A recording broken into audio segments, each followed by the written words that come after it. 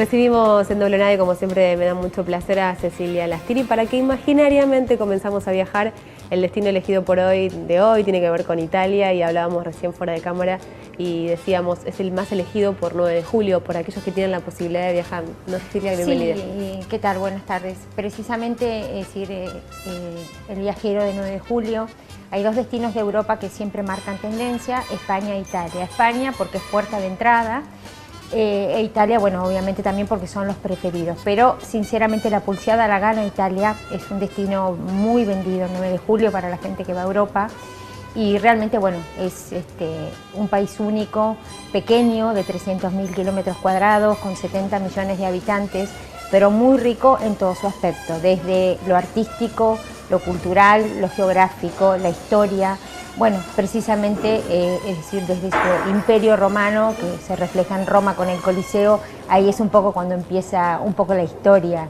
Sí, si vos tenés que planificarle a alguien un viaje que decide ir a Italia y decirle, bueno, hay pocos lugares que no tenés que dejar de ir, ¿cuáles serían?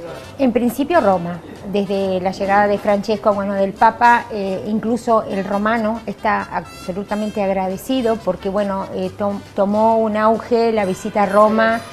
Fundamentalmente es una de las capitales importantes de Europa, y bueno, precisamente Roma por todo lo que tiene en sí. Obviamente hoy tenemos el agregado del Papa, pero es una ciudad que, aunque no esté Francesco, siempre fue muy visitada. Roma, desde su Coliseo, su Foro Romano, su Vaticano. En segundo lugar te diría Florencia, la cuna del arte. Aunque Italia es el país que más patrimonios tiene declarado por la UNESCO, entonces es un lugar desde lo histórico, arquitectónico, y desde lo artístico muy rico. No hace falta entrar a un museo para ver el arte en Italia, porque está dado en una plaza, en una fuente, en todos lados. Pero bueno, Florencia es la ciudad, digamos, más importante con respecto, turísticamente hablando, después de Roma. Es uno de los íconos de la famosa Toscana, que todo el mundo siempre quiere conocer los pueblos de la Toscana. Desde Florencia, obviamente, desde su Palacio Pitti, la Galería de los Uffizi, la Piazza de la República, el Duomo, y dos ciudades muy importantes como son Siena y San Gimignano, que son dos pueblitos de la Toscana, digamos, referentes. Por supuesto, no podemos dejar de mencionar Venecia. Venecia es única, es decir, es una ciudad que realmente es increíble. No dejar de hacer un paseo en góndola, porque eso tiene un encanto especial, y bueno, con el gondolero y cantando O Sole Mio, mucho más también. Acompañada mejor. Seguramente. Y después, bueno, Milán quizás es la ciudad conocida de la moda, es la capital de la moda, tiene su famoso Duomo, su catedral también, que es imponente, pero bueno, es un ícono más que nada de una ciudad comercial. Sabemos que Italia está muy marcada, lo que es la Italia del norte con la Italia del sur, y bueno, es muy característico en la zona de Milán también, que es precisamente donde está la famosa llanura del Po, porque Italia tiene muchísima montaña, la región de los lagos, lago di Como, que bueno, generalmente también la gente, cuando hace un stop o una parada en Milán, también se acerca para recorrer los lagos. Imposible dejar de mencionar la zona de la costa, como por ejemplo la costa de la Liguria, que está al norte, donde tiene su base Rapallo, Santa Margarita, Portofino, y al sur de Roma está el famoso puerto de Nápoles, en uno de los puertos más importantes de Italia, junto con Génova, donde está obviamente la característica Sorrento, que es la famosa costiera amalfitana o la costa amalfitana, donde bueno, todo ahí, todo el mundo cruza Capri en ferry, donde se puede visitar pueblitos que no tienen desperdicio, como Positano, Ravello y Amalfi. Y más al sur, la famosa Sicilia, que bueno, obviamente con su Palermo, Taormina, Agrigento, Noto, Siracusa. Es decir, te puedo estar hablando horas, porque realmente Italia es sacar de la galera constantemente ciudades y paisajes y lugares increíbles. Para hacer todo este recorrido hermoso, turístico que nos estás describiendo, ¿en qué época del año te parece que es la más elegida, y cuál te parece a vos que es la más aconsejable? En realidad empiezan a partir de mayo, que es la primavera, hasta el mes de septiembre, que es donde ellos comienzan obviamente el otoño. Hay 2 meses que en mi opinión son muy calurosos, que es julio y agosto, y Italia realmente es muy calurosa. Entonces evitaría esos 2 meses, que es la temporada alta también de Europa, y donde los precios se elevan bastante, sobre todo en la región de la costa, en la costa amalfitana o en la costa de la Liguria, donde bueno, realmente ahí los precios en la parte de los hoteles, en los lugares de playa se incrementan bastante. O sea que fuera de lo que es julio y agosto, que es temporada alta para ellos, entre mayo y septiembre podría ser perfectamente una época recomendable para viajar.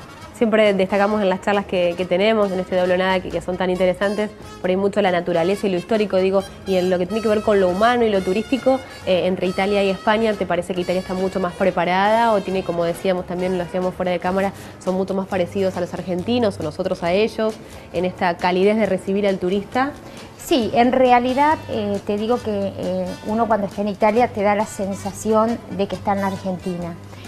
Siempre digo que nosotros con España compartimos el idioma, pero realmente la forma de ser del italiano, de pasar del amor al odio, de gesticular, de protestar en la calle por una mala maniobra, que viven haciendo malas maniobras cuando están manejando, pero después son dos países donde realmente uno se siente como en casa. Evidentemente esto de la inmigración hacia hacia la Argentina se nota. De hecho, comentarle también a la gente que si no es tan inalcanzable.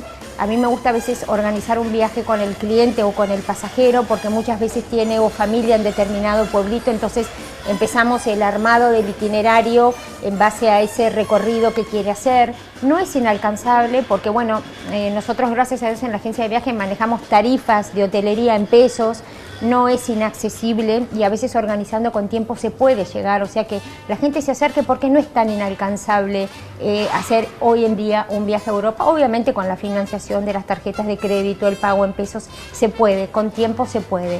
Y con respecto a lo que vos me decías en España, sí, obviamente son los dos países líderes, digamos, en tendencia en venta en Europa. España e Italia, la verdad que son el fuerte acá el 9 de julio. Bueno, como siempre, muchísimas gracias. Es un placer hacer este recorrido imaginario de viajes. Vamos a tener seguramente en la próxima charla algún otro destino. Y bueno, aquellos que tengan ganas de viajar, obviamente que acudan a Extramuros como para tener obviamente todo lo que significa con la posta, a dónde hay que ir en materia turística. Muchas gracias. Gracias a ustedes. Buenas tardes.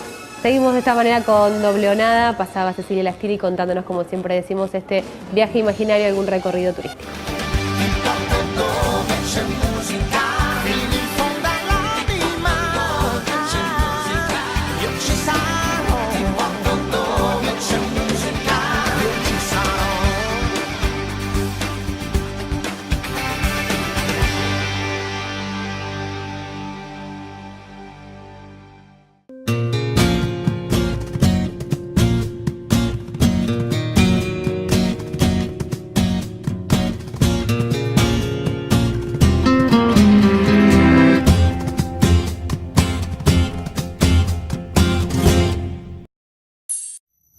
Hemos